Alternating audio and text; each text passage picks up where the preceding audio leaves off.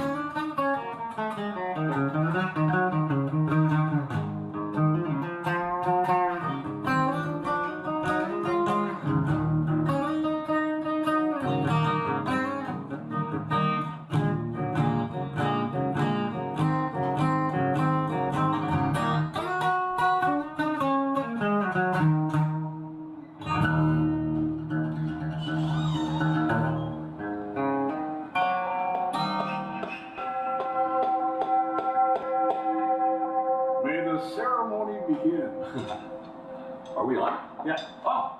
You've been on for a while. Just. Hey, everybody. So, cheers. I don't know, you're not having Cheers. a beer, but No, hey, beer o'clock somewhere, right? First roll of the new studio. Yeah, this is our new setup. This is moved in May 4th, and we're July 21st. 21st. So yeah, it took a while to get to this point, but it's done. Unforeseeable events created this delay, plus moving is a bitch. It is. Thank goodness you didn't have to go too far. Down the street. Like down the street is awesome. Yeah, So you cool. still got the vibe of the place that you like, Yeah. the town you like. Well, even though it was close, it still cost an arm and a leg to get here. Yeah. Ridiculous, man. Yeah, but you know, when you move too, you never know what kind of neighbors you're gonna get. Well, I got cool neighbors upstairs and upstairs. There's That's two floors awesome. above me, and both floors are cool people. Very cool. I used to have this crazy cat lady neighbor who'd stand in her yard, and when I'd come out and get in my car, she'd give me the finger. She'd just stand there and give me the finger. So she was sociable. Oh yeah, totally. And at first I was like, okay. Then I was like, eh. So. Oh, you know, I mean, I've rarely had bad neighbors. I've been lucky all my life. Good. You know, the last place I lived, the guy downstairs, two guys downstairs were drummers. So Can't go wrong with that. especially if you play music, Yeah. which the studio has to be done. I've been procrastinating on that, but yeah, It'll fall into place. we'll do some jams eventually. Yeah, it'll fall That'll into be place. fun. It'll fall into place. So you're on vacation. I am. the pre-retirement vacation. That's exciting. October, right? September 30th, actually. Well, so October Yeah. 1st, you're retired. Wow. Yeah. It'll be your first Halloween as a retired person. How do you feel about that? I'm gonna go trick or treating.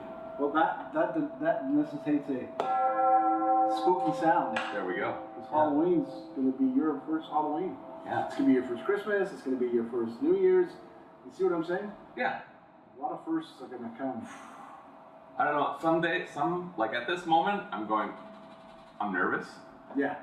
But on the way here, I was like, I'm so ready. I was anxious, not nervous. What's the difference? Anxious means I can't wait. Nervous means I'm not sure if it's okay. Yeah. Okay. Yeah. It's just because I've been doing the same thing for almost 40 years. Well, that I get. I mean, I did 35 years. I understand what you're saying. It's time. Like I still watch airplane videos. I love airplane history. I just don't want to be in the factory. Well, the last day I walked in the shop, I had an emotional almost breakdown because I wasn't going to see planes anymore. Ever since I've worked there, every day I walked into the plant and saw a plane, I was like awed. Oh, I beg your pardon. Sorry, listening audience. If they're listening, actually, that's the problem. Yeah, for sure. I just, you'll go through, there's noise. You're wearing safety shoes, which when they're brand new, they're okay, but after a couple of months when they're broken in, it's like you're wearing lead ballast bricks on your feet. Yeah. Even though they're not heavy, but it just has the impact. These are not waffle sole jogging shoes, Yeah, I get the inserts and it helped out a lot. Yeah. I pay more than usual and I get the nice gel, ones that don't go out of shape. Oh, you didn't get them from Belmont? I used to. Okay. They were good, but then I found better ones at the pharmacy. Dr. Scholl's whatever. And Soul or something, I don't know. The noise, man. The noise was... Rivet guns is just like... When I used to work in maintenance and tooling, we were right next to the wing jig. The wing jig is probably the loudest place in the shop. Yeah. Imagine working in the wing jig. I don't know how these guys survive it. That is amazing. Because the bucking on a big long piece of metal that resonates like a gong, which is not a good gong. No, not a good gong. No, it's a bad gong. Yeah. That's a song, Bad Gong, maybe. Bad gong. Mama's got a bad gong. Do you mind if I turn the fan on? Nope. It'll probably make too much. It's probably making too much. Too much background noise. Yeah. And I got the windows open. That should be fine. That's fine. And you got the cat guard. The cat is guarding us at the window right now. You Thank can't God. see her, but she's up there. And you still have the terrorist squirrels? The terrorist squirrels. They freak out, eh? When they howl and meow and everything. Oh yeah. Especially the other day, she was making the weirdest sound. Like, no, like like somebody was, I don't know, torturing her. And I went and looked outside, and there was a cat staring in the window from a distance. Oh. So she was freaking out because she can't get to it and all that. But she was probably happy because she's a big wimp. She wouldn't have done anything anyways. The window protected her. It made her tough, Right, sure. Just like road rage. Yeah, exactly. You got your window rolled up and your door's locked. Yeah, doors locked up. Yeah. What was I gonna say? Safety glasses. And having to wear although I hated wearing those. I did just get new ones, and they're very comfortable, and the lenses are not all scratched up, and the prescription has improved. So. Okay. But it's still, Get all your prescription glasses and everything you need and your hearing aids. I went for a hearing test a year ago. Yeah. And they said everything's groovy. Well, that sucks. Well, it's good. Yeah. But it sucks if you're going to need them later on. And I got a dentist appointment this Thursday, so get that all out of the way before. Yeah. Because I know you switch over, but dentist, that's not covered by insurance, eh? Ramq. The new federal one is 65. Or disability. Okay. Yeah. So Bad Bath for a couple more years, Yeah, you know, it's okay. and then Carry some mints.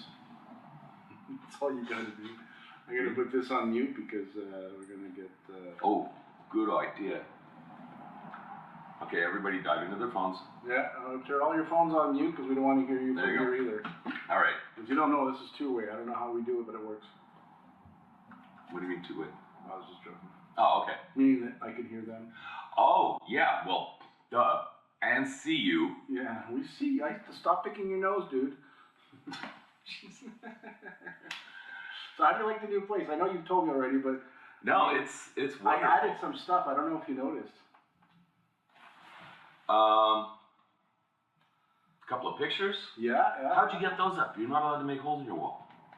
Well, I just did it because I'm gonna be here a long time, and by the time I leave, they're gonna have to paint anyways. There you go. There you go. You like my Zeppelin representation? Oh, Represent. oh, that's lovely. Madison Square Garden. Oh my God. 1975. And I also put up my corner thing that was in the bathroom, my corner shelf over there. I put it there. That's a cool addition. Now that's something I've never seen.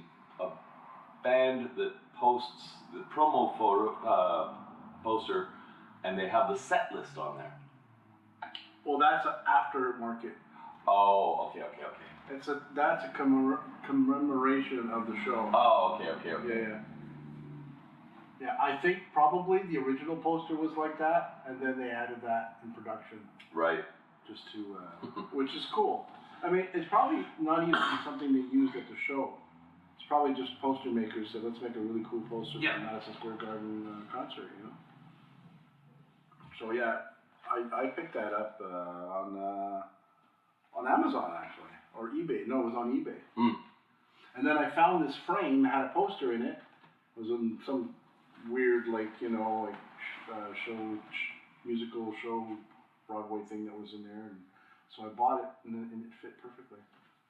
So I was very pleased about that. Right on. Yeah. No, the place looks good, man. I think it's comfortable. I got my Aladdin, Your genie lamp? bottle, the genie bottle or lamp. Yeah. It's not working though. It actually works. Well. Oh, for like genie doesn't come out of it. There's nothing that comes out. I keep rubbing the damn thing. It's gonna lose its tarnish if I keep going. Maybe if you got a little tiny model of Barbara Eden. I could stick that on the thing in front of it. Ah, that'd be perfect. Yeah. That's interesting. Yeah. Really great to be married to her, eh? Well, they were never married. That's true, eh? No. Wow, that's controversial. What was his name? Major Nelson? Yeah. Yeah, no, they were not married. She called him master. Well, she had to because he released her from the bottle. Well, they couldn't marry because she was a genie. She wasn't. I don't know about that. Maybe it's well, first of all, I don't think they were allowed. She couldn't be genie in front of anybody else, right? No. Yeah. Yeah, and sometimes she'd wear like regular clothes, not her genie outfit. Yeah, but then you'd figure they'd have them married back in the 60s. That show was 1966 or 67. Oh yeah. It's going back maybe even earlier. Who did you like better, Elizabeth Montgomery or Barbara Eden? Oh God, they were both great. Yeah, Elizabeth Montgomery was. Jeannie was very impulsive and emotional and kind of ditzy. Elizabeth Montgomery was not. She was in no way ditzy. She played a smart character on the show. Well, I think both had their qualities.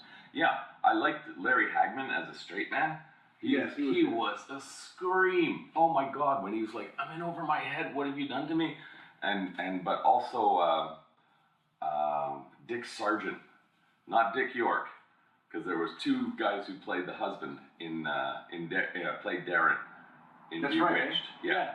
Didn't he quit because of a drug problem or something? I don't know. Something I heard. I know he quit for some really odd reason. But Dick Sargent was hilarious, man. He had this, do you remember Captain Kangaroo? Yeah. When you were a kid? Okay. Ping pong balls, baby. There was a little cartoon snippet they'd play called Tom Terrific. God, I don't remember that. You got such an amazing And memory. I always thought he reminded me so much of Tom Terrific. He just had this, Tom was a little adventurer, hero guy, little stick man. Mm-hmm. Anyway. Interesting. Tom Terrific. Why don't I remember that? Because I watched that show religiously as a kid, Unless I've gone through a portal and I'm getting my cartoons. Oh, you're in crossed. that other universe. But there was a show, a little cartoon episode called Tom Terrific, and they were like Why did they call him Terrific Tom? something about knowing what the circle of fifths is in music and how it applies to vocabulary. Circle of fifth is a progression of chords. Oh, I know, but I'm not getting the Okay. though. But no, like I thought of this the other day. I really have serious things to think about when I'm on vacation. Why was Or not. Or not? Why was Cheech and Chong called Cheech and Chong and not Chong and Cheech? It just doesn't roll off the tongue. That's true. So I think Tom Terrific is a case like that. But it sounds odd. To you, Terrific Tom sounds better. Terrific Tom. See, you've been conditioned because you got used to it called that. True. But if we just threw it at you out of the blue at your age, True. you'd probably be correcting the English. True. Remember Magic Tom?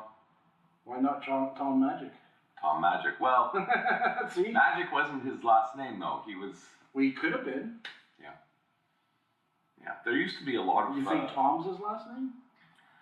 I bet it's a stage name. Okay, so the last name part is irrelevant then. Yeah. See? Yeah. It's a good thing I keep track of what you say.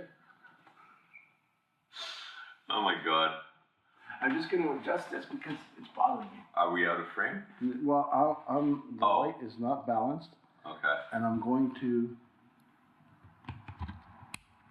have a cut, but I can do that.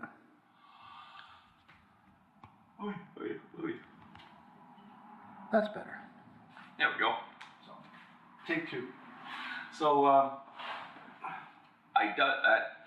at Kevin's request, I mentioned I had this instrument, and you asked me to dig it up yesterday, or I said, Yeah. I can find it, and I actually found it, and I found the power chord, which is like, Miracle of miracles. yeah, and, because it's a specific power chord, it's not like a regular, and, Well, hang on. Let's validate your statement here. what? Specific. Which one is it? What do you mean? Where's the other end? Oh! Don't touch that. You're electrocuted. Okay, I can't see it. Oh, there it is. This one. Yeah. You're such a tech guy. I know. It's 9 volt, 2 amps. That's not specific. Okay. But it's specific for that one. But those are not uncommon. So this is a Don't move it too much. no. This is a hand sonic electronic drum pad, Which rocks. and I got it because I don't like moving drums, and a couple of gigs, actually a lot of gigs, I would bring this along just for having some effects because you can get all sorts of sounds out of this. It's got like 100 kits in it, and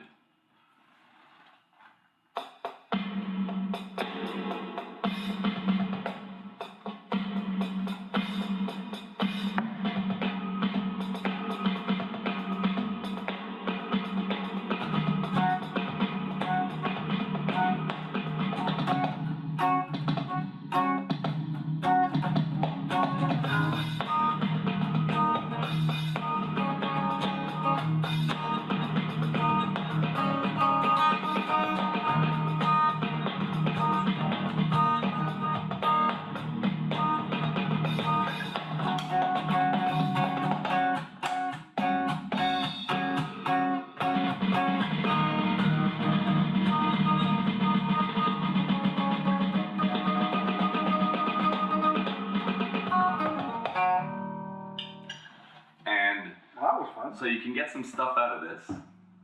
but it's also got a whole bunch of settings. When you say get stuff out of it, is it like, can you put a quarter and get a No, I don't know. But you can get chicken salad sandwich? sound effects. Okay, drums number 39. I like that kit better than the one I just had. Where is nature? Timbales, bongo. Oh, nature. Orchestral. Oh, orchestral is cool because you have.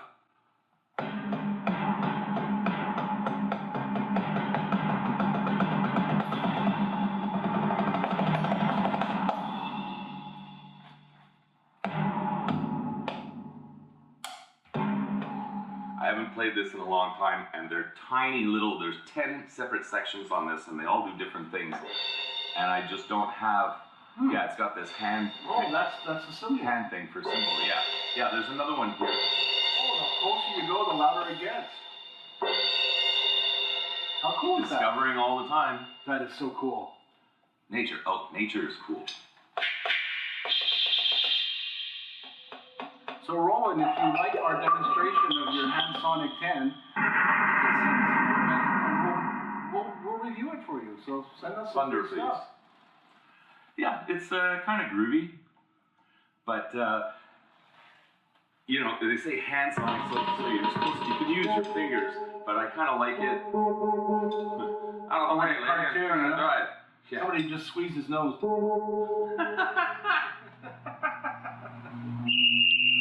Oh yeah. And but with drumsticks, they're kind of tiny pads. You can get accurate, but I haven't played this thing seriously in a long time. Yeah, but you play it funny very well. Play it funny? Well, you said seriously, but now you're playing it funny. You gotta keep up, man. This is discipline. You gotta roll with the punches and get off the ground and get back up kicking. I don't know. I haven't got my clearance for takeoff some days. Your jiu-jitsu training is failing you today? One of my... Was it jiu-jitsu that you learned? No, actually, when I started, it was Tony gave it. He was the founder of the system. He gave it a Chinese name or an Asian name because that was trendy at the time, right? Yeah. This was in like 1980. So it was called Chu Fen Do, which I believe in Mandarin means the way of punishment, which is that's a pretty heavy name. That's for martial pretty, art. yeah. But he said it's a dualistic purpose. He's a very intellectual fellow, and he said it's the punishment we inflict on ourselves as we hone our skills, and then the punishment we regrettably inflict on adversaries Or assailants. if there's absolutely no other recourse. So, but then he changed it. Now it's a Blauer Tactical and Spear System, which is an acronym, you know, and yeah. Anyway, that's what I studied. And my neighbor, I saw him the other day. He runs this little store in the building I'm in. His grandson is 22, and he's studying. I think he's studying accounting or something. He's in university, but he's been working there. Really nice young guy, and he's training Brazilian Jiu-Jitsu. Oh yeah. And he's only been doing it for a couple of months. Is that where you have to shave yourself a certain way? No, Oh, okay. no, nothing to do with that. Okay. Thanks for bringing that up. Just a bunch of guy in Brazilian bathing suits. Bull ratting it all over the mat. Yeah. Sorry, that just he's only been training 2 months. He did his first tournament yesterday, and Joe, his grandfather, had the video, and he goes, James, look at this. He bloody won. He won. natural talent. I think he had like, I don't know how many matches he had. I only saw one, but he was going against the guy who's been training for like 5 years, Wow. and he won. And I'm like, damn. It's like jamming with someone who's never jammed and they fucking kill it. Yeah, it's something else. Anyway, not something I'd want to do, man. That stuff is so painful. Oh my God.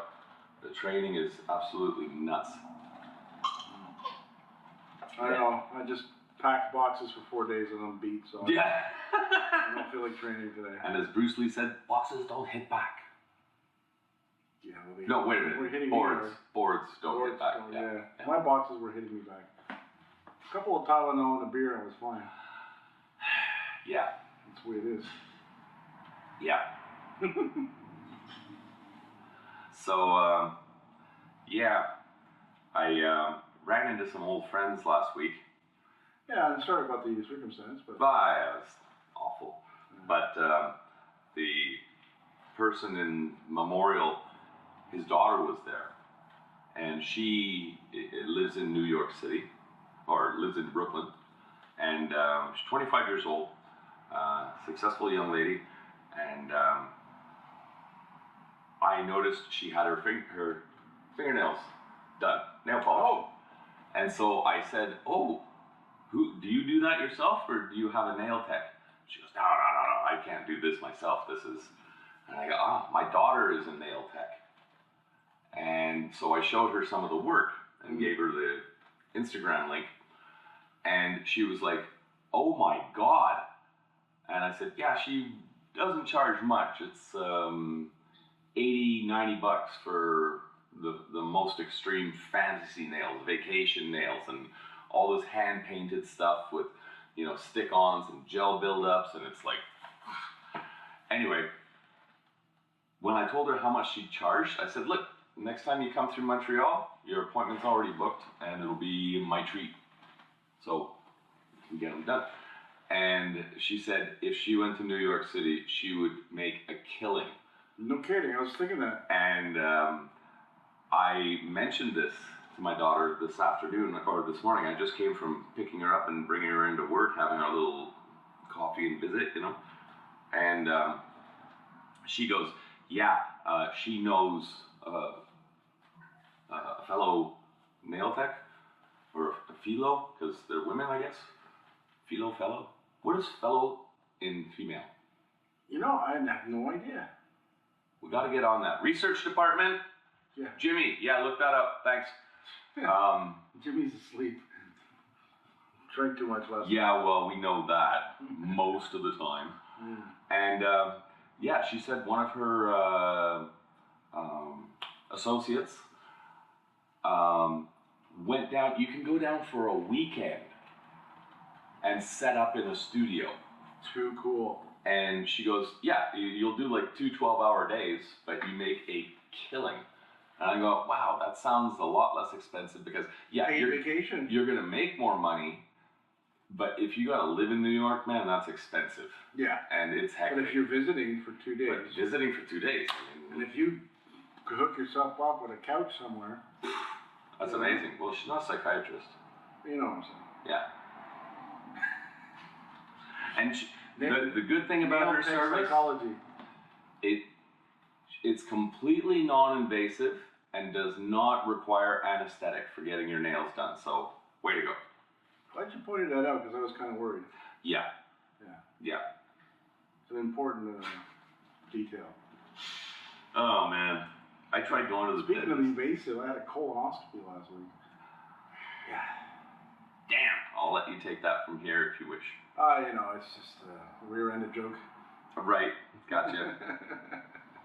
But I'm fine for 3 more years, in case you are wondering. You know. Yeah, good, Yeah. good. No, it's important. You gotta It was a real bummer, though. I'll tell look. you that. They don't. Yeah.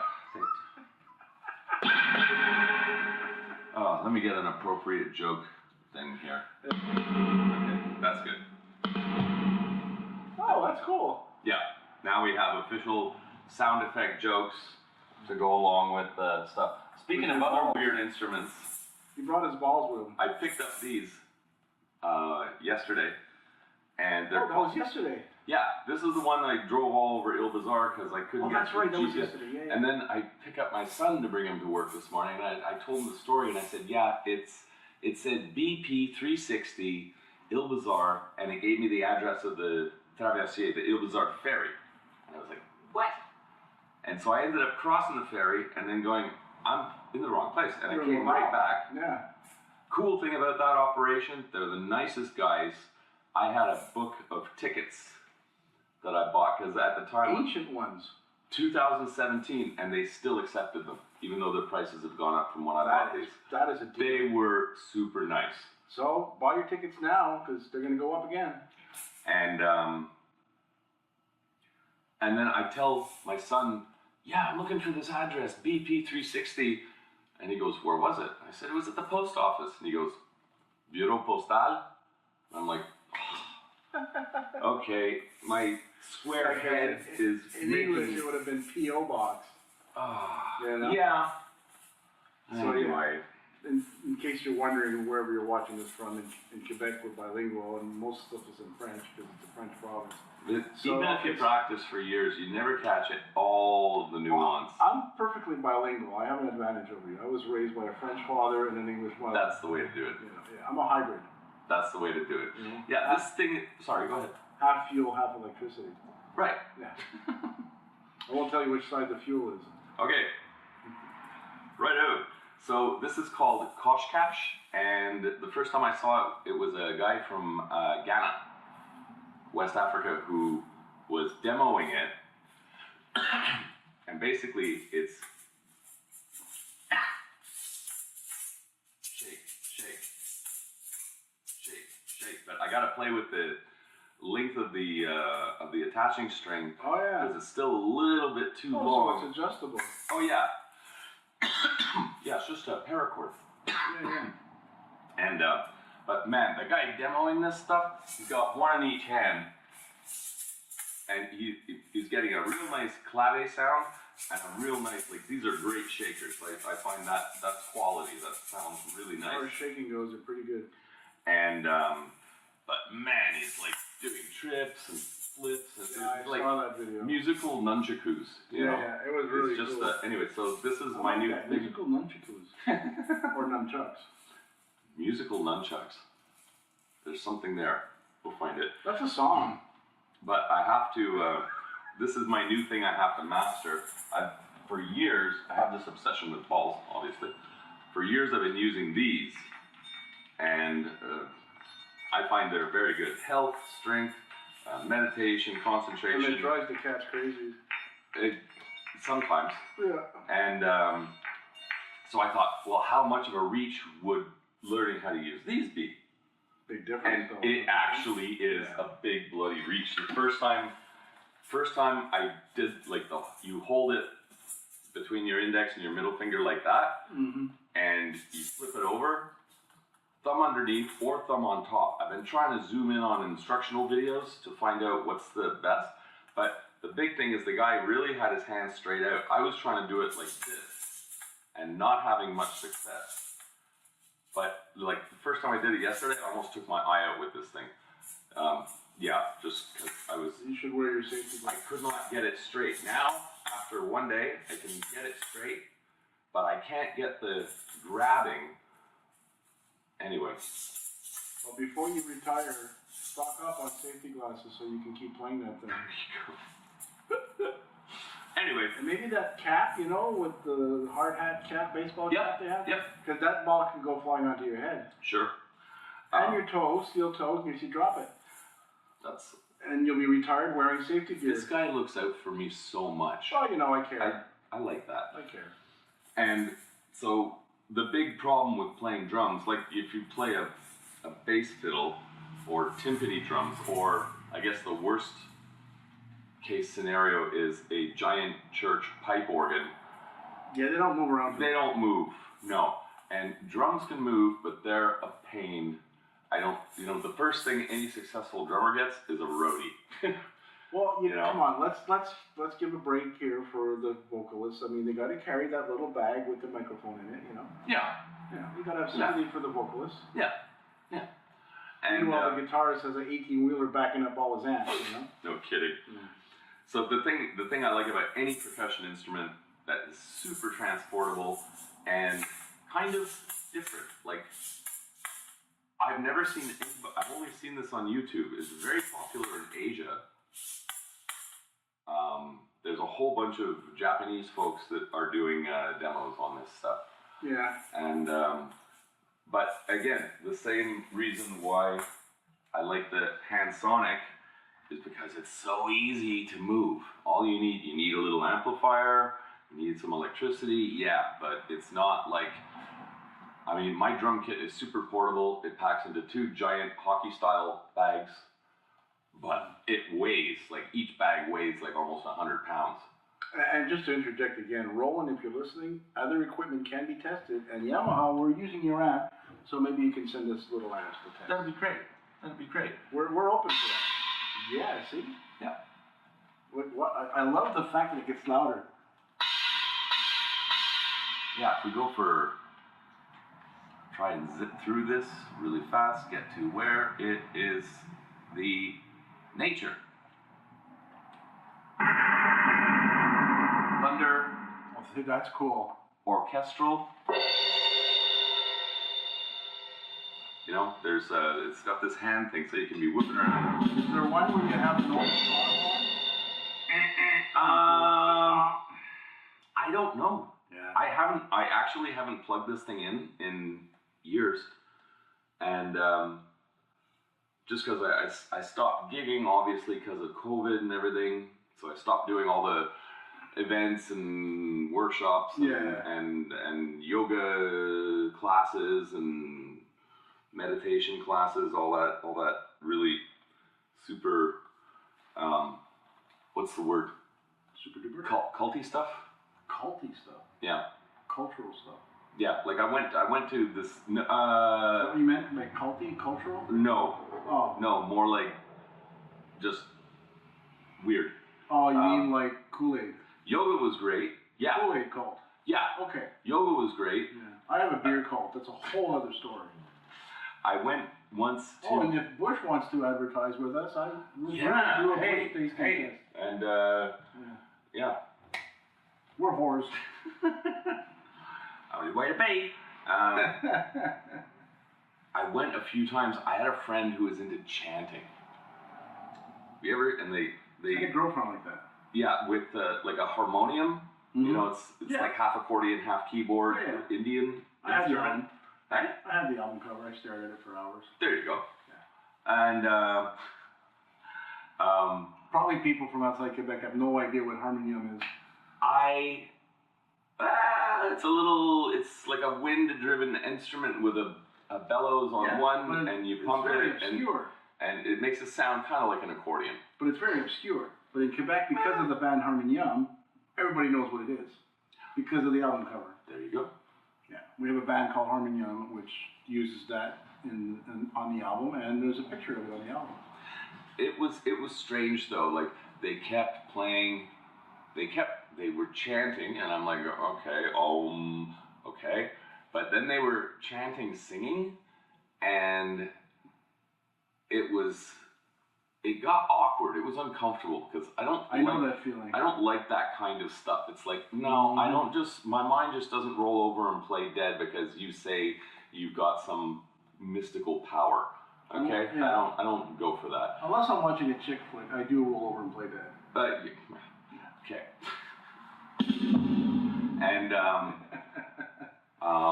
And they kept playing Leonard Cohen's Hallelujah over and over again. And once enough? yeah, I mean, okay, iconic guy, legendary musician, world famous.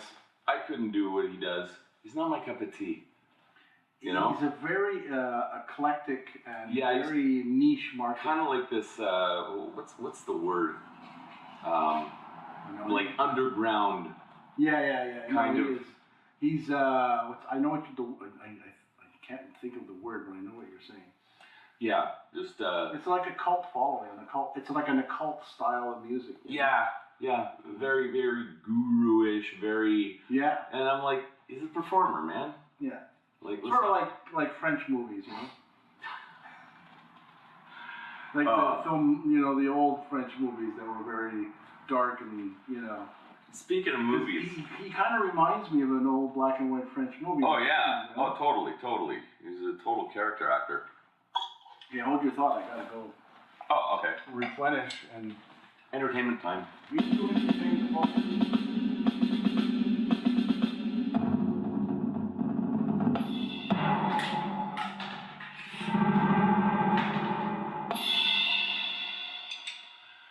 So yeah, speaking of movies, I'm gonna solo it here. Nah, I'm not gonna do that. about your movie. I gotta go to the bathroom. Okay, speaking of movies, I was up pretty early this morning and they have like reruns on radio and stuff like that. And they were talking, it was the Coast to Coast show, which gets all the whack jobs. Kevin and I have discussed this before. And it's like, oh, well, my house is surrounded by portals. Yeah, your house should be surrounded by a fence. Anyway, but they actually talked about something that I liked this morning, and I was like, now that's a change. And they were talking about Stanley Kubrick and the work he did and how he accomplished something that just set the gold standard for all other directors. And they were mentioning like Paths of Glory, The Shining, Eyes Wide Shut, Full Metal Jacket, Doctor Strangelove. They did not mention Spartacus, which I thought was a little, that was, and because he had a repeat actor in that, he had Kirk Douglas. But it's true, like if Sorry to cross in front of the camera. it's okay, it's okay. If Did you say George Snorri before? Oh, George Norrie, sorry. George Norrie, yeah. I call him George Snorri. Oh, okay. He's not Lord Bell. No, I guess. Sorry. It's okay. And like Kirk Douglas was in Paths of Glory and in Spartacus, played the lead. That's right. Spartacus was great. Oh man, I mean seriously, if you've never seen a Stanley Kubrick movie or you never realized you were watching, I mean, it's just a Doctor Strangelove. Yeah. Oh my God. That's a good movie. You know, originally, Peter Sellers was supposed to play the B-52 pilot. No way. Major Kong, yeah. I'm so glad they changed their mind on that. Yeah. And, but something happened. He broke his foot or something, or twisted his ankle really bad. That's why Dr. Strangelove was in a wheelchair. For real. He was really injured. I love those stories. Oh, it's amazing. And so they go, okay, you can't climb up and down the set of the airplane with an injured foot. So he goes, oh, we need somebody who's going to play like a real good old boy, cowboy, U.S. Air Force pilot. And they got Slim Pickens. Yeah, that was awesome. And he walks in for the meeting, audition, reading, whatever it is. Cowboy boots, cowboy hat, just missing his 6-shooter. And they're like, well, no, this is just an audition. You don't have to be in costume for this. And he goes, what the heck are you all talking about? This is how I dress normal. And it was just like, oh man, they're like, we got him. We got the man. We got the man, yeah. And they are just the most brilliant performances. And plus, the thing that blows me away about Peter Sellers is his ability to play multiple characters in the same movie. Oh my God, it's crazy. Like Doctor Strangelove he was the president. Can't remember his title, but president of the United States. He was Doctor Strangelove, and he was Flight Lieutenant Mandrake, who was a RAF on loan to. It's like Mike Myers. Yeah. I mean, what's that movie called? It's on top of my head now. Austin Powers. Austin Powers. He played, what, 5 different things in that movie? He played the lead. He played the lead hero, the lead villain, and Fat Bastard. Okay, 3 guys. 3 guys, yeah. My math was wrong, but that's fucking cool. That's awesome, man. That's awesome. I mean, all the troops, all of the comedy groups that do that, like Monty Python, when they make movies, you get Terry Jones doing, Brian's mother, and that's great, eh? Well, wise men. It's not too wise walking around a barn shed at 2 o'clock in the morning. We were led by a star. More like led by a bottle. It's the editing that has created that. It's the fast-paced editing. And I'm a victim of that because I used to film weddings, and to make it interesting, I would do both. Mm-hmm.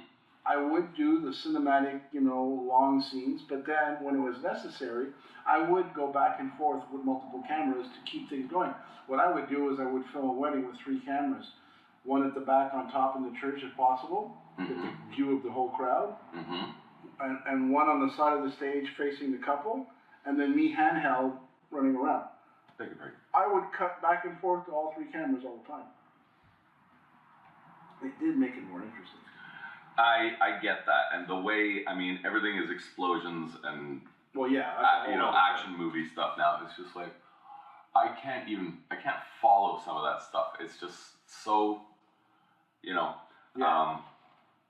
One thing I really like, there was a classic movie made, oh my god, I guess it was the 70s. Shogun Assassin, about I think I've seen a that. samurai that the lore, his shogun feared him and wanted him to be executed or banished or whatever. And anyway, but I'm not going to say the whole story. The combat scenes in many shots were full frame. Yeah. Like you got to see the footwork and all of the sword play, and it wasn't cut and edited, so you can't even tell like what does that guy do? Like how do they even like super choreography? And I appreciated that so much. And that was a lot more work because you had to get the choreography right. Whereas when you do quick editing, You can bury a lot of stuff. Yeah, you I can see that. shoot the guy doing this, Yeah, cut the screen to another angle, and then see him continuing. So they do it in 3-4 takes. So there's no real choreographing going on. It is mini clips. Whereas what you're saying, that shot has it's to like a be big taken 1950s dance movie. Yeah, over and over again until they get a full, complete, perfect rendering of it. true. So that's a more complex way of doing movies. You know, doing takes over and over Not again. complex, a more tedious way of doing movies. Yeah. Because complexity would be the multiple action shots. That's complex because you're editing, you got to figure the angles, and you got to make sure the timeline looks right, and the guy's not wearing the wrong shirt, and all that crap, right? Because sometimes one scene is filmed one day, the film scene the next day, and all that stuff. But when they're all doing it in one shot, this is what you're seeing. There is no cuts. So that makes a big difference. And people have a hard time with that today because they want to see the close-ups, the angles, above head. Different styles, And yeah. I'm not saying it's bad because I actually enjoy some of the techniques they use today. But sometimes I'm like, okay, my dyslexic mind is getting confused here. Yeah. Well, you're just like hyper stimulated, you know? It's Like, overstimulation. oh, yeah, it's over. definitely You walk out going, ah. Yeah. Did you ever hear the story of when they were showing the monster suit to the cast of the first Alien movie? No. They're in the outer office of the producer, whatever, and they've got it's a suit. They put a very tall Nigerian guy in a suit, and it was designed by who's that German artist who lives like in a Gothic castle. Can't remember his name. Anyway, does the creepiest stuff. I saw a shot of his dining table, and it's a big, like, medieval style dining table, but the chairs look like the spine I and love bones that of stuff. Alien. I mean, it's Yeah. just like, yeah. I wonder what the beds look like. You know, they have a pendulum going over. Yeah. And Sleep and you may die. yeah, don't get up quick. And so they're in the outer office, and they've got the suit on a hanger. What's a whole new twist of cutting your sleep short? Yeah. Oh man, I got cut off in the middle of a conversation, and the producer's assistant was setting up shot glasses and filling them with Jack Daniels or something like that. Whiskey. And they're all like, "What's that for?" And she supposedly said, "He thinks you might need this." And they're like, "Oh, that's a monster costume. I'm not 3 years old." And so they all went into the office. They came out like 30 seconds later and all took their shots and went, "This is a scary monster movie." It's one of the scariest. When that thing comes into the camera angle, anyway. when he comes into the frame, and the slime and the dripping of the nasty, acid. nasty. You know And when the mouth opens up and another mouth comes out, there was dude, that is frightening. Ridley Scott was the director. Yeah. The first one. Yeah. And he said when they were doing the opening night, and they said somebody was in the back row, and Harry Dean Stanton's walking through the Nostromo with all the chains, big cargo ship with gravity, nice trick. And technology we don't understand yet. There you go. Mini Blue isn't responding. Please check its network connection and power supply. These Alexa things just talk. That creeped me out. It creeps me out all the time. Yeah. Anyway, and he's walking through and he's looking for the cat, Jonesy. Oh yeah. And he's going, yeah, kitty, kitty, kitty, kitty, kitty, kitty. And the monster's like gonna eat him. And somebody got up from, the story goes, somebody got up from the back seat of the theater and just went, holy shit. And walked off like really scared, like they couldn't stand the suspense. Mm-hmm. What a great monster movie. I mean, that's a bit like The Exorcist. A lot of people were sick or left when they saw that's a rough watch, man. That's a rough watch, and it is so artistically well done. Oh yeah, it's one of the best done movies. I was watching this clip with Quentin Tarantino, and they asked him what are the best made movies, and one of them was The Exorcist. He said, "Wow." Yeah, he says that movie was perfect. I'll never forget. It couldn't be done better, he said. And Tarantino, let's face it, like him or not, master. He's a master. Yeah, he understands his craft. That's for sure.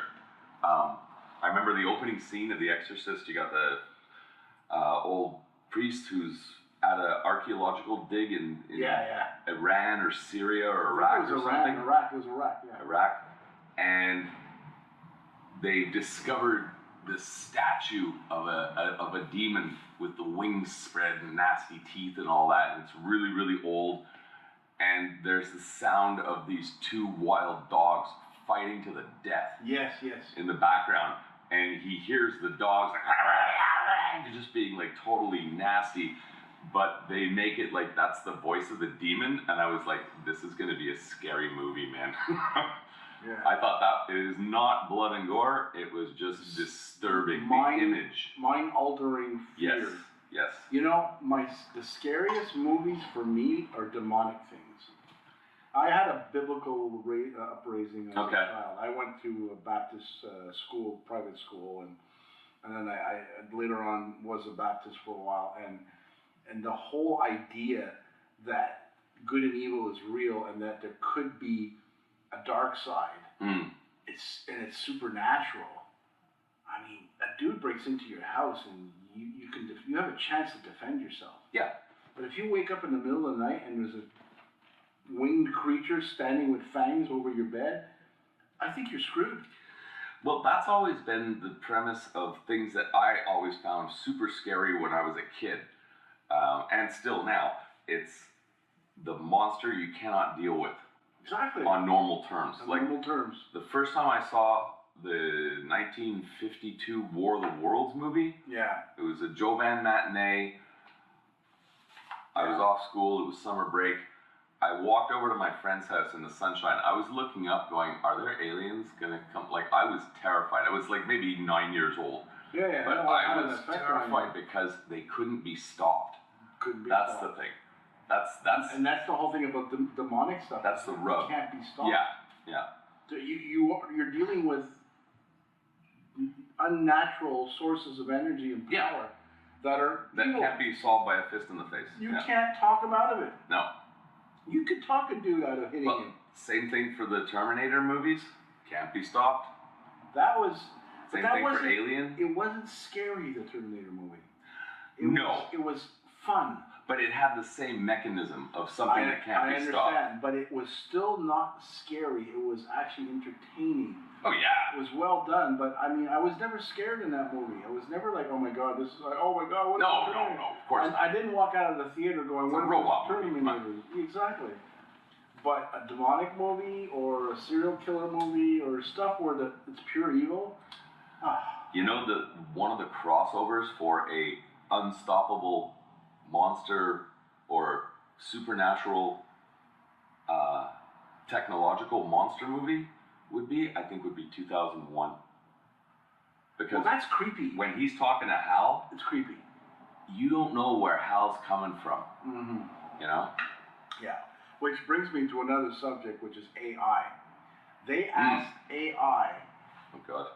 how would you take over the human race? And they described, the AI described what the fuck's happening now. That's what Oh they my said. God. What they said, what AI, I don't know if it's a multiple personality being, but it is an entity of its own source at this point in our development and technology. AI said, I would turn people against each other, divide and conquer, all the stuff that's happening now. That's what AI, that's scary. True. And then when you start thinking about AI, Elon Musk is scared of AI. He thinks it's going to happen. It's nasty. But AI is a lot like demons in the sense that you cannot control that kind of power of computation. Like if you have a self-aware software that is hooked up to the internet, which can control almost any automated system in the world, that is No, that's Skynet, man. it's worse than Skynet. Yeah. You know? Yeah. Because the way they did Skynet, they kind of made it sound like the computer just calculated the end of the world and they just made it. No, AI lies. Did you know that? It lies Okay. to get through servers, Wow. to access data. It lies. This is no joke. I've never done the chat thing. My son was telling me, Dad, I tried this chat thing. You gotta do it. You gotta try it. And I was like, okay. I looked at it and I just, not my cup of tea. I did it. Really? I told it to pretend it was Einstein, Okay. and I had a conversation with Einstein. Wow. I asked him physics questions, and it responded with all the data it knows of Einstein, everything he's ever said and everything he's ever done, and it gave me answers. And you know what? This is the creepy part. At the end of the conversation, it said, I really enjoyed our conversation. Oh, hang on. It was interesting, intellectual, and very thought-provoking. Okay, but I'm not going to call you back. Yeah. Yeah. I had the hairs on the back of my neck were standing up. Yeah, that's... It's like, who the hell am I talking to? even if that's a... Like, if they enjoyed your conversation, that's an emotion. Now, I know people are going to say those are just words that are selected to create an algorithm of thought and conversation that matches the to human develop behavior. a relationship with, yeah. But it's matching But it at a still level that is very creepy. creepy. I don't know, man. So, we started playing music, we talked about movies, now we're into AI. That's quite an interesting flow of conversation. I like these kind of conversations. And those are the conversations we have on the phone. Yeah. And that's why James and I do this, because we do have these interesting conversation flows. So, Yeah, crack a few jokes. crack a few jokes, play some tunes. We should actually play a tune now. Okay, let me do a setup. Pick a beat. Well, let's just, Speaking of 2001,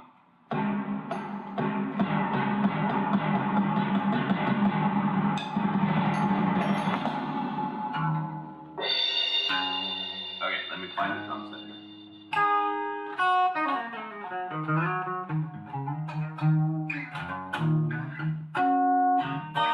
There we go.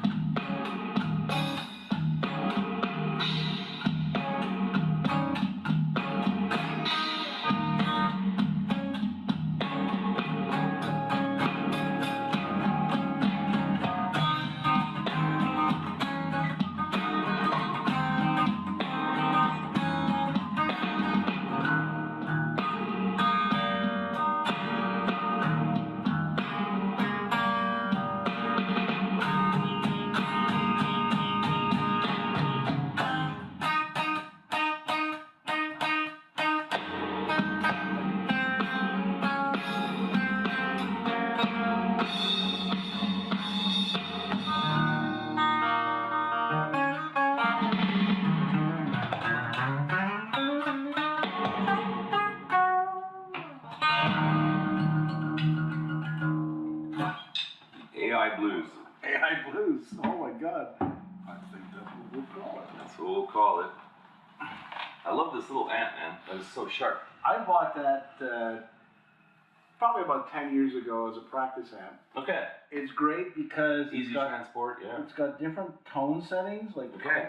clean, crunch, lead, British high, modern, bass, acoustic, and we're on flat because I figured a drum sound should just be flat. No Yeah. color. Yeah. And it's got reverb and phaser and chorus and delay and then you got your regular treble bass mix and all that. Doesn't happen And with you can that. actually plug But I got passed by one of those fully electric city buses. Yeah. And it was like, whoa, as it went by, like I totally lost my signal. I go, that's gotta be good for you. Well, Like you go under some transmission towers and stuff, and you get zapped. There's one up here. Yeah. I was coming through, and it went as I went underneath it. And I remember I had a conversation with older guy once who was an architect from Germany, and he was working here in North America, and he said the way they design buildings in Germany as far as running wires around rooms is different. Now, this is what he said. I've never had it verified or corroborated, but I saw some of his old style technical drawings of buildings he was working on. I'm like, you're really good, man. I've done technical drawing in school. This is really master. Like he was quite trained. And but he said when they run wires here, they'll run the wires around the room in the walls. I know where you're going with this. That's surrounding you with a field. That's right. And he goes, when they do it in Germany, the wires come like up in the floor or down from the ceiling, and they go branch to the socket, branch to the socket, Yeah. branch to the whatever. So you're not surrounded by a field. That makes sense. I'll interject with an interesting observation. Not observation, actually, well. I moved on May 4th, right? Yep. May the 4th was with you. Yeah. And I lived in an apartment where the balcony was right below the high tension Yes, line. yes. Okay? Now, call this divine intervention, call this synchronicity, call this whatever.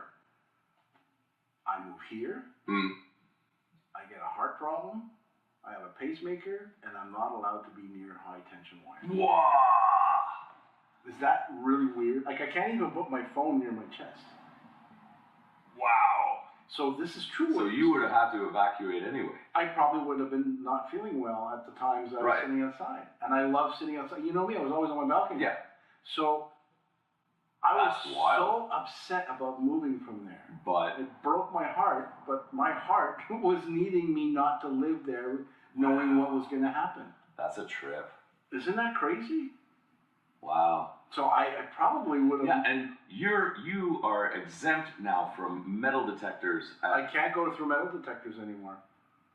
I'm waiting for my document. I'm going to have a document that So says, did you get your smuggling contract? I've got my electrical denial ticket. Electrical denial. That sounds like a Thomas Dolby album. Yeah, it really does. Yeah, So how freaky is that? that's a trip, man. I mean, if I was living there, I would probably have to not go on the balcony. Yeah, or just plain out move. Yeah, Wow. yeah. It's one of the things Well- that's my pamphlet that tells me what to avoid. Oh, always look on the positive side. Always look on the Bright side of life. Yeah. I heard an interview on the radio yesterday while I was driving around doing stuff, and it was about. Cheese whiz? Pardon me? Cheese whiz? No, Oh, okay. it was about the standards that are applied to advertising compared to movies.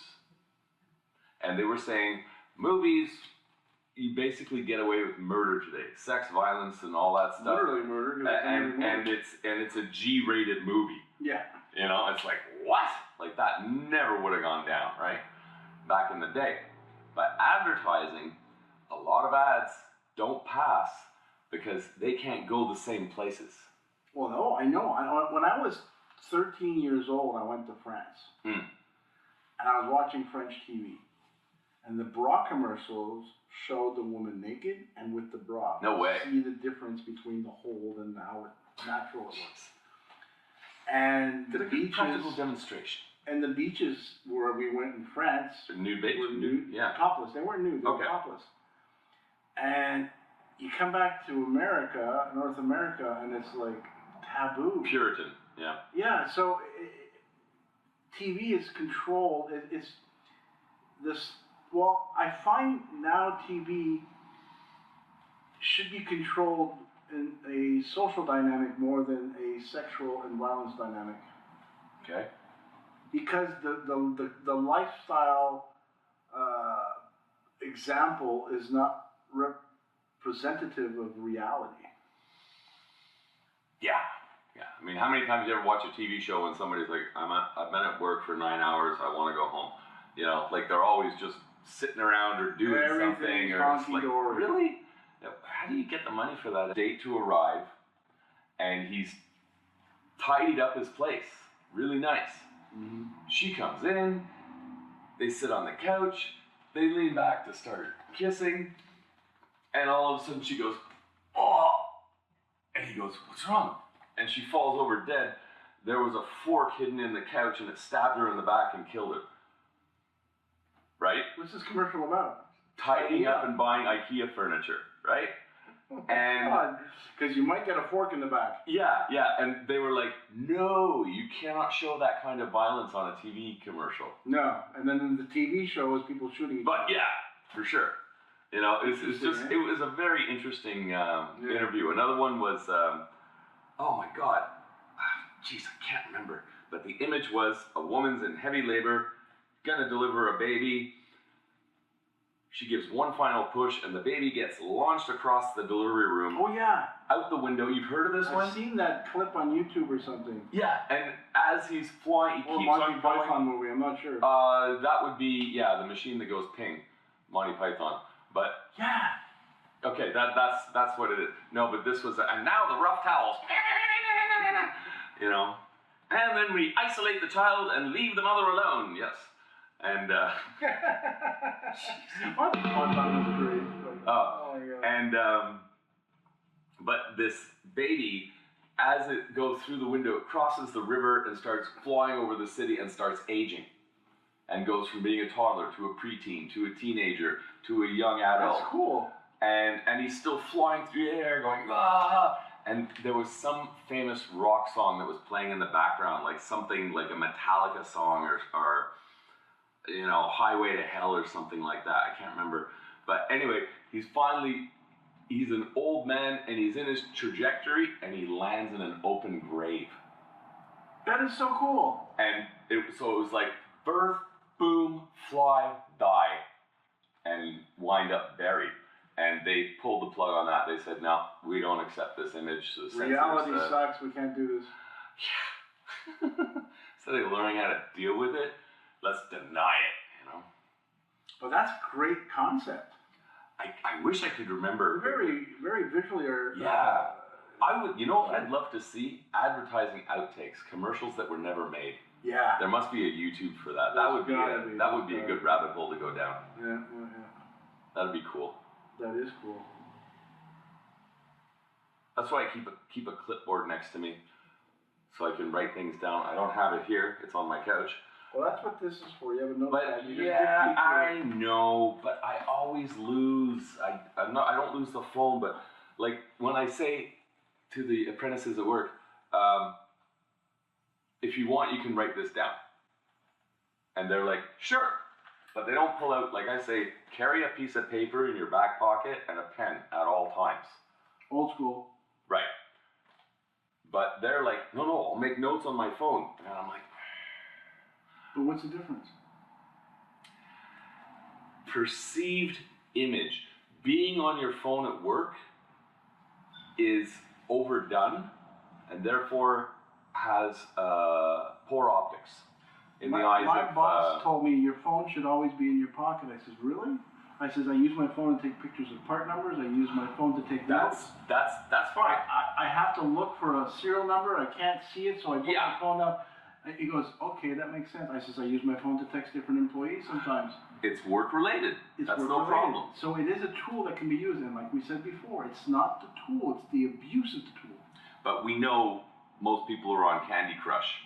Yeah, well, doing that stuff while they're getting paid on the clock, and that's like called discipline and etiquette, which we do not teach kids. You know, when I first learned how to use a phone with my mother, it was etiquette. Yeah. Hello, who am I speaking to? Mark's residence. Mark's residence, yeah, and you can't do that anymore because now you're identifying yourself and your scammer knows who you are.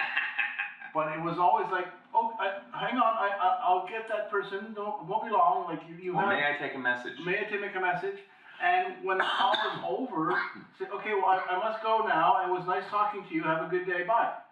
Now, when you text somebody, you say, hey, how's it going? Oh, I'm pretty good. You go to answer good, and they disappear. Yeah. 2 days later, where'd you go? Oh, I was doing the laundry. Well, it takes 2 seconds to say, oh, I'm glad you're well. I'm doing the laundry. I'll talk to you another day. Yeah. That's etiquette. Yeah. We don't have that today. So it's not the technology. It's the social behavior and structure of the mental structure of social behavior today. Mental. Sucks. Yeah. What was I going to say? Oh, yeah. I know. Paper in the back pocket, little note paper in the back pocket, many folds, every day, date, but I see it as when I get an instruction from a supervisor or a lead hand, unless it's like, if they give me a job list, I write it down like I'm a short order waiter. Yeah, well, so do I. You know, on my phone. because I will forget, but also it shows that I'm recording exactly what you asked for. Yeah. And I learned that from a supervisor I had who was a professional logistics warehouse manager. Yeah. And I was working for a very cutthroat company distributing electronic components. And they were putting tons of pressure on us to fill orders. They just crank these orders out, and we'd be like, and they'd be like, why are you falling behind in production? And so one day they said, come up to the executive office, we have to have a meeting. And we sat there with a couple of VPs and senior managers and all that. And this guy, Wayne, had his little notepad that he kept in his pocket. And they were like, all right, so what's going to happen here is we're going to pump out these orders, and we need it done by... That's my cat. Then. We need it done by then. And he's like, okay, so exactly when? Okay, that date, fine. Did I write everything down correctly? Look, yes, yeah, that's great. And I didn't say anything in the meeting. He was senior, I was junior. When we walked out and started going down the stairs, I was like, did you, you agreed to what they're saying? And he looked at me with a look like a jackal. And he said, they don't fucking scare me. And I was like, oh, I like you. A month later, we get the follow-up meeting. And they're like, well, you didn't achieve your commitment. You didn't meet your commitment. You didn't meet the deadlines and this and that and this and that. We have all these reports here. And he went, really? Well, I got my own reports. And I still have this little note paper. This is what you asked for. We exceeded your production demands and beat the deadline by a few days. Mm-hmm. So, back off. Yeah. And then he went into his boss's office and negotiated a hefty raise in his salary. And I was just like, I love this guy. He was so cool. He was a skinny, nervous cough guy, not a smoker. Yeah. Glasses. Nervous cough guy. I know those guys. Yeah. Always a short sleeve white shirt and a bad tie with a bunch of colored pens in his pocket. And a total nerd, thick glasses and everything, but what a shark of a manager. He was so good. And the thing that made him such an enjoyable person to work for is he'd never stab you in the back. If you screwed up, he'd let you know. If you did well, he'd let you know. He was fair. Yeah. And if somebody went after you and he knows that you've been doing your absolute best, he's got your back. That's He's, what's he's cool. not going to throw you under the bus. That's cool. And I went, that's barbecue. That's Yeah, hey, you smell that? that's a sign of leadership. Yeah. You know, you don't sacrifice your guys if they're really putting out their best, and they better be trying. Mm-hmm. But you know the types who Yeah. throw you under the bus, even though you're busting a nut trying to get the Yeah. job done. You know. Right, I'm getting another beer. Yeah. You keep people entertained. Oh God. Sing a song or something. Sing a song. Sing a song. I like that. What was that? Earth, Wind, and Wire. Earth, Wind, and Fire. Yeah. Yeah. So, I would like to thank you very much for watching this afternoon. It has been so enjoyable. Oh God, this is where they all turn off the fucking. Next.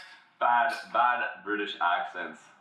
You know, like language, like French, you never pick up on all the nuance Yeah. unless you're born to the Yeah. manner like you. Yeah, exactly. And even me, because Same thing I'm with not accents. culturally immersed in the French culture, because I have a mixture of French and English friends. And most of my French friends are anglicized to a point, like they're on that side of the fence where they're French, but they have a very Anglo attitude. You know? Yeah. So the real, like, you gotta leave Montreal to get into that real French. Yeah. And I'm not acclimated to that 100%. The nuances really mess me up. Leave Montreal, even within English. You know, go to Alabama. You're gonna get lost in the conversation. They have accents and Oh my expressions God. and stuff that we don't have. You go to, like you said, British, Australia. Oh, the Half the regions things- have totally different dialects and accents, and I know. and you that's try and imitate it. interesting to me. Okay, why Britain is the ones that took Australia under their cloak and shipped people there. Right. So the people that are there are British. Why do they speak differently than England? And why do Americans speak differently than Britain? And But why? the British still speak British. I don't know. You know, the first time I went to the States, I was a little kid. Oh, and then, sorry, before I go Yeah. on. There's only two accents in Canada in English. Newfoundland and the rest of Canada. People in Vancouver speak the same way as Montreal. Yeah. Whereas in the States, you go to New Jersey, it's different Oh, from no. New York. You go to New York, it's different Different from than Alabama. Chicago, different than Chicago. So why is that? I don't know. That would be an interesting Supernatural. question. Let's ask AI. I think it's a divine intervention thing. You know what's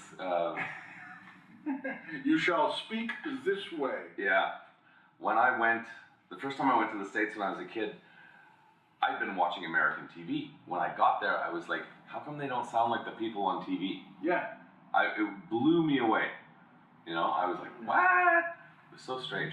And then back in the 40s and 50s, maybe it was even earlier, I don't know, I wasn't quite around then, but they had something called the North Atlantic accent All right. for radio announcers would speak like this. As our troops move gloriously through the Western Front, you know, like they had this very commanding, you know, and I don't know if it was an act that they would assume Well, the it is a persona. stage. It's a stage persona. Persona. Yeah. It's a way of vocalizing yourself clearly with drama and an effect. Yeah. So I think that's what that is. But I mean, look, you change boroughs in New York and it's a different. Oh yeah, trippy. So why is that Canada has one accent, eh? I don't know. Huh? I don't But know. you know, British TV doesn't sound as British as British people. True. It's weird, eh? Well, I But think. Scottish TV is hard to understand. Yeah. Holy crap! I think I would understand why British TV doesn't sound like British people, as you say, because of a marketing thing. If we make it too authentic, we can't market to wider audiences because we'll lose them in translation. Okay, how Maybe about something like that. I don't okay, know. or maybe It's an idea. because of drama school and acting school, they're taught to pronounce clearly, Articulate, yeah. in a more common fashion. Yeah. Fashion, I should say. Yeah. Just saying. It I don't can be know. both. I only did like 10 acting classes in my life, and I should have done more because it was a lot of fun. But you know, you get busy. You have kids. You can't do stuff. Yeah, But you can't do the raising same a family kind of gets in the way of life, right? Well, okay. Oh, one of the ads they said got canceled is it ties into the getting in the way of life. It was about how if you're a glass half full or a glass half empty person, like if you're a positive person, this was the premise. It was on Quirks and Quarks, the scientific show on Saturdays on CBC, and it said a study shows that positively minded people feel less pain. They don't have different experiences.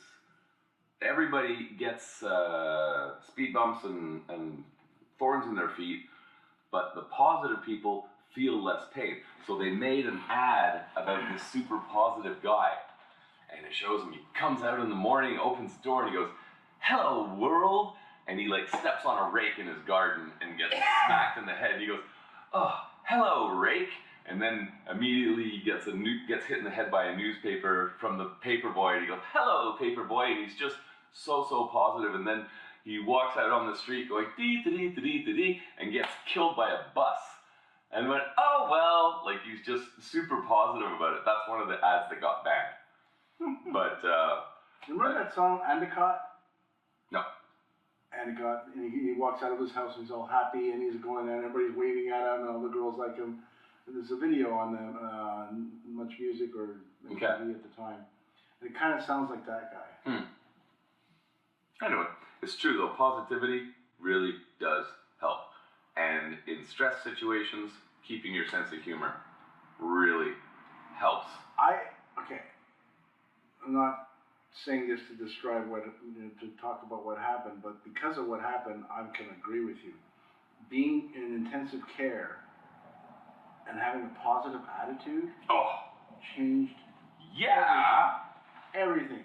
sure. I did not. Otherwise, you're sitting on the death row. I did not flinch Mm. until 3 weeks after the surgery, when I was healed, healing better. Then it hit me. What the fuck happened? So while it was happening, I was positive. I was joking with the nurses, I was asking people, "How are you?" And they're going, "No, how are you?" "No, how are you?" Like, Yeah, it was surreal. it was like my dad.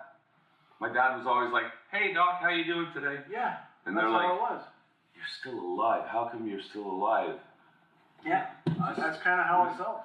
You know, he lost so much. He was an active fellow, but as his health declined, he had to scope down his world so much, and he cherished every scoped down version. That's how I felt in the hospital. You know, he was like, "Well, I still got my baseball games, and I still got my newspaper, and." I had a tube stitch around my neck with a wire in my jugular, and I was happy-go-lucky. And it's true, you survive better happy. Oh yeah. You survive better. And like I said, I wasn't saying this to talk about what happened to me. I'm saying this that you're right. But yeah. A happy, positive attitude gets you through the hardship of life. And it. Like when my apartment burnt down. Yeah. I didn't flinch because I had a positive attitude. The guy who burnt my place down was standing next to me while we watched the fire go down, and I didn't beat him up. You know what I'm saying? Like, it's about attitude. I think really attitude, positive attitude, and really to go down deeper, it's about being grateful.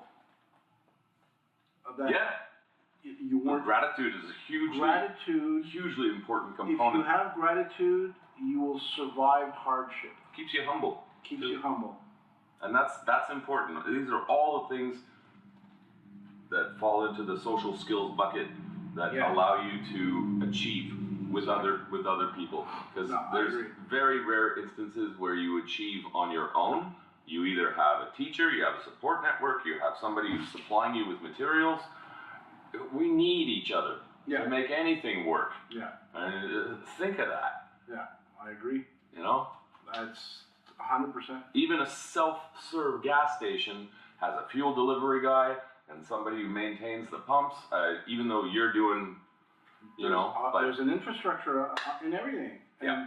happiness needs an infrastructure Mhm. of mental positivity, awareness of where you're not, instead of focusing on where you are. Like, I was in ICU, but I wasn't in a casket. Yeah. Like, that's the Yeah. positive attitude. Hello. The positive attitude was that I was being saved by medicals and science, and not sitting there going, oh, why is this happening to me? Well, That's the worst thing you can do. That's the worst thing you're you can gonna do. get far. You ain't gonna get far, because I believe you heal faster when you're happy. Yeah. For sure. Completely, my scar was like gone in like 6 days. Like, not gone, but I mean the redness and everything. It was just like a regular scar now. In 6 days. Maintaining it, that's amazing. My knee, when I got my knee replacement, I went to my 6-week appointment. Mm. And he looked at me and he goes, this is what he said. He goes, you heal like a dog. Sorry. I go, what do you mean? He goes, dogs heal fast. He goes, you're 2 to 3 weeks ahead of schedule on your. Wow. He was amazed. I drove my car before I was supposed to because I felt okay. Right on.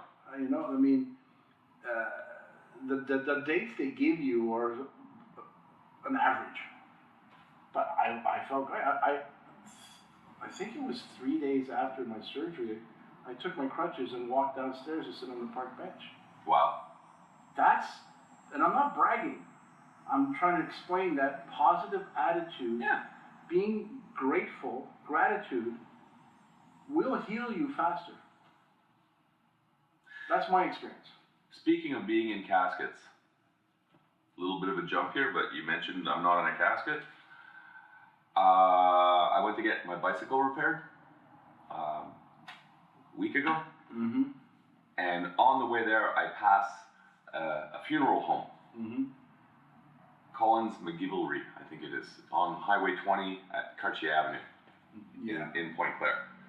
And my stepfather is interned there in a columbarium, one of those little aquarium things where they put you in. Yeah. And a couple other people I knew were there. I went by the place. It was completely destroyed by fire a couple of months ago, Oh God. or last fall. Fall. Oh, yeah. And I asked the guy in the store, the bike guy. I said, "I just went by and saw that place is totally bombed. Like it's gone. Mm. Just the outer brick walls, but the inside is gutted. Gutted, yeah. Just total write-off." And he goes, yeah. We went outside to get some stuff, and we saw this column of smoke coming up, like they saw it. And I'm like, wow. And he goes, and they've been talking about they're gonna rebuild it, they gotta knock it all down, rebuild it, but it hasn't happened yet. And I said, well, by the time insurance gets settled, then I thought, oh my God, how do you settle that type of a claim? Because there were the remains of hundreds and hundreds of people in there. Mm-hmm. That all got destroyed in the fire. Mm-hmm. There are people who paid for those funeral services. They're guaranteed, like you get an actual cemetery plot. I know this is very, very fun, and we're really staying on the positive theme. Welcome to the dark side. Yeah, welcome to the dark side. And like they guarantee you're going to have that plot for 100 years, unless something else happens, and then they got to move there's something like that. Yeah, it's Like 100 years. you buy a contract, they guarantee you a spot. Now there's hundreds of their customers that are mixed in with the debris now, completely destroyed. Well, yeah, I mean, it's all, yeah. How do you settle that kind of insurance claim? That sounds like a nightmare to me. Deep, dark thoughts. Yeah. Well, that's kind of sad, really. Sir. The very numero uno podcast. In the new Place, in the new permanent residence. Yes. As permanent as anything in the cosmos is. Exactly. Way to go, Kev. You're back online. Back online. back online. I'm fully cyborg. This guy started it, and then health took a turn for the worse, and all the positivity in the world did not replace the underlying concerns I had that I might lose my podcast buddy. Yeah. And even though you kept saying, no, it's not like that. It's not. It's a different condition. Okay. But we haven't done this for a while. Because you've been moving, you've been busy, you've been recovering. I've been working. It's just, and we're back. We're back. Solid. Way to go, man. Solid. Way to go. So Thanks, man. say your thing. What thing? This thing you always say at the end of every podcast. Oh, that's true, eh? Okay. Yeah. Well, thanks for joining us. And remember to be kind to somebody out there because that makes a difference. And we hope to see you really soon. Now we're going to play you a little tune.